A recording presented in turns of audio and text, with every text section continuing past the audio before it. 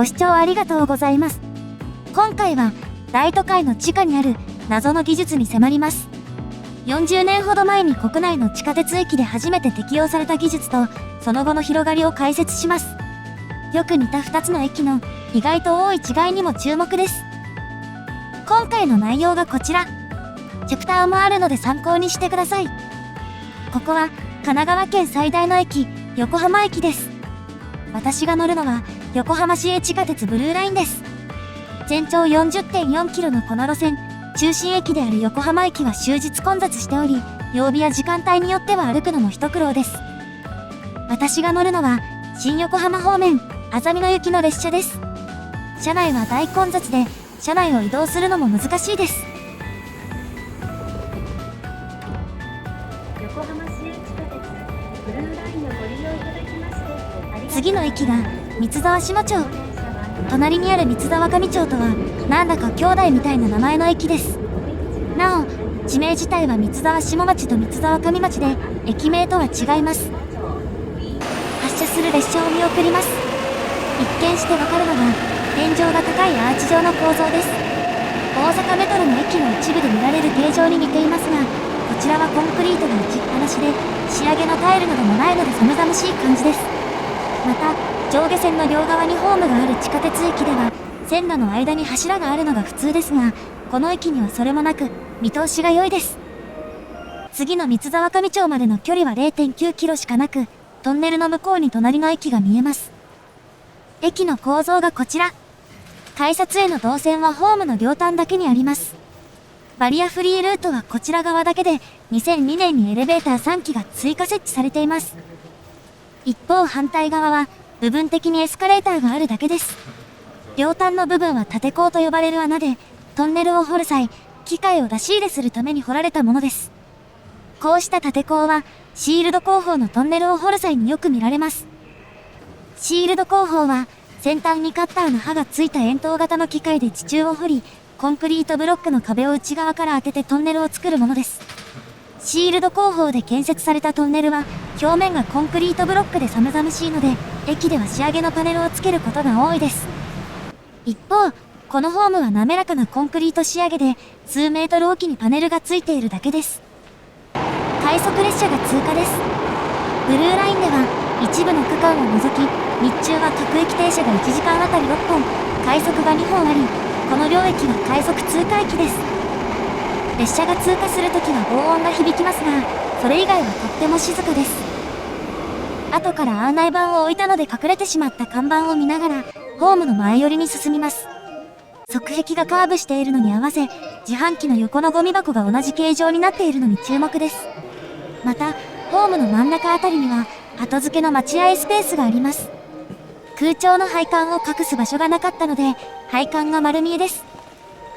どちらの出口からも均等な距離にして公平性を確保したようですが、逆にどちらの出口からも中途半端に遠く、中は無人です。反対側の構造も先ほどの場所と似ています。そしてここまでただ歩いてきたように見えますが、このトンネルの特徴を示したものがこれまでのカットに映っていたのにお気づきでしょうか。そう、壁にくっついている銅色のレリーフです。三沢下町、三沢上町の両駅が開業したのは1985年3月。76年9月の横浜駅開業から10年近く後で、この時横浜新横浜間の 7.0 キロが開業しています。そしてこのルート、当初は横浜と新横浜を直線的に結ぶ予定だったのが、民有地の下を通ることに反対する意見が多く出されたため、ルートが変更されました。原案と東西にはみ出す A 案、西側にはみ出す B 案の3つが比較検討されました。主な論点がこちら。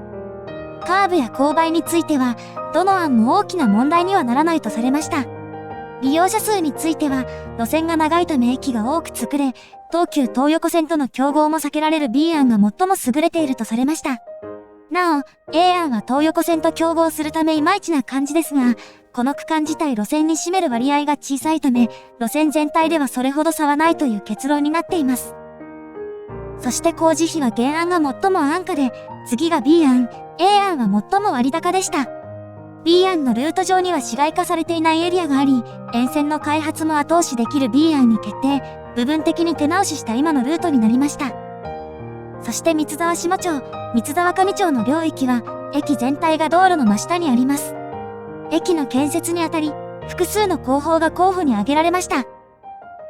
道路の真下の駅では、地上から掘り下げてトンネルを作り、後から埋め戻す、開削工法が使われるのが一般的です。ただしこの場所は、雨水を通す管などが埋設されていたため、駅は地下30メートルほどの深さになり、開削工法が使えませんでした。駅のホームを含むトンネルでは断面積が大きくなるため、シールド工法では建設費が高くなり、こちらも不採用。続いて、山岳トンネルでよく用いられる工法が検討されましたが、地盤沈下や地下水位の低下などのリスクがあったため、ナトム工法と呼ばれる工法が採用されました。これは、地盤を掘ったところにコンクリートを吹き付けてトンネルを仕立てて、側面にロックボルトと呼ばれるボルトを打ち込むものです。コンクリートだけでは地盤の圧力に負けてしまいますが、ロックボルトが地盤の圧力を分散させ、トンネルが崩れなくて済みます。ナトムとは、ニューオーストリアントンネルメソッド、新オーストリアトンネル工法の略で、長い山岳トンネルが多く建設されているヨーロッパの国、オーストリアで開発された工法です。当初は硬い岩盤を持つ山岳トンネルで用いられた工法で、都市部の地下鉄駅に使われたのはこれが初めてです。工事がうまくいったのを記念して、開業前の84年5月、土木学会より技術賞を受賞しています。先ほどのカットにあったのは記念のレリーフで、三沢上町駅にもレリーフがあります。ちなみに両駅の構造はほとんど同じですが、三沢上町駅の方が地盤が悪かったため、こちらの駅のデータをもとに計画が練られています。現在、ナトム工法はさらに発展し、地盤の悪い場所や都市部でも多く使われ、近くにある東横線田町駅の地下化でも使われています。駅の端にはまた別のレリーフがあったのですが、トンネルの補修工事のために塗りつぶされ、復活せずそのままです。また、トンネルの天井にあるパネルは、後に発生した漏水への対応のため、後付けされたもののようです。上の階層に上がります。途中にある3台のエスカレーターは順次更新されており、残すは一番下の3号機だけ。こちらも昨日更新が終わり、3台すべてが使えます。狭い縦鋼で上下に移動するため、エスカレーターを何度も乗り継ぎます。ホームから改札、あるいは地上までは、急いでも2分はかかるようです。改札機は3台だけ。横浜駅の隣とは思えないほど静かで、土休日の夕方なのに、地上までの通路にも人気がありません。地上の様子がこちら。ここは国道1号線の真下にあり、目の前にはバス停もあります。日中毎時5本と、地下鉄より1本少ないです。横浜駅まで220円かかり、地下鉄の210円よりちょっと高いですが、一定の需要がありそうです。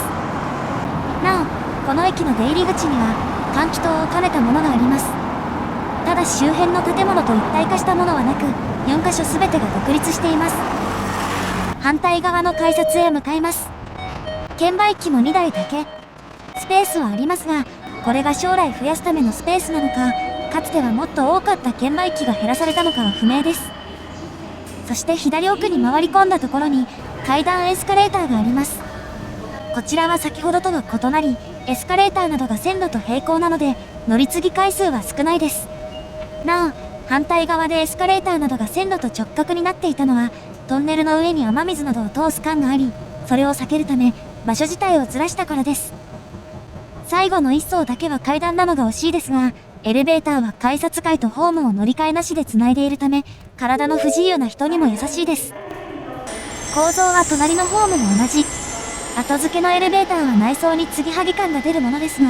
この駅にはそうしたものはありません。三沢上町駅に向かいます。この駅では、列車を降りた人が全員奥へと歩いていきます。ホームの両端に改札があった三沢下町とは異なり、この駅の改札は奥だけにあります。